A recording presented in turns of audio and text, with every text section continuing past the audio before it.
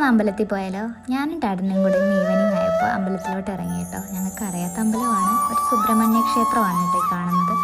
അപ്പോൾ എന്താ പറയുക, ഒരു പഴമയൊക്കെ നിലനിർത്തിക്കൊണ്ട് പോകുന്ന ഒരു അമ്പലം. അതുകൊണ്ട് ഞാൻ അധികം ഫോട്ടോസും വീഡിയോസും അവിടെ ചെന്നപ്പോൾ എടുത്തിട്ടില്ല. അതിന് നമ്മൾ അമ്പലത്തിലുള്ളതൊന്നും എടുക്കരുതെന്നൊക്കെ ഞാൻ പറഞ്ഞ് കേട്ടിട്ടുണ്ട്. പക്ഷെ ഞാൻ പറയാതിരിക്കാൻ വയ്യ, ഒരു പഴമ ഭയങ്കരമായിട്ട് ഫീൽ ചെയ്യുന്ന ഒരു അമ്പലമാണ്. ഭയങ്കര പോസിറ്റീവ് എനർജി ആയിട്ട് എനിക്ക് തോന്നി. എനിക്കുണ്ടായിരുന്നു, ഞങ്ങൾ എപ്പോഴും പറഞ്ഞുകൊണ്ടിരിക്കുകയായിരുന്നു നമുക്കിനി പറ്റുന്ന സമയത്തൊക്കെ ഇവിടെ വരണമെന്ന്. കാരണം ഭയങ്കര ശാന്തമായിട്ടുള്ള ഒരു സ്ഥലമായിരുന്നു. എത്രത്തോളം അതിൽ കാണാൻ പറ്റുമെന്ന് എനിക്കറിയില്ല, എന്നാലും നല്ലൊരു അമ്പലമാണ്.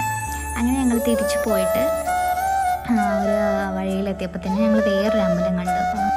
ഒരു നരസിംഹ ക്ഷേത്രമായിരുന്നു കേട്ടോ അത്.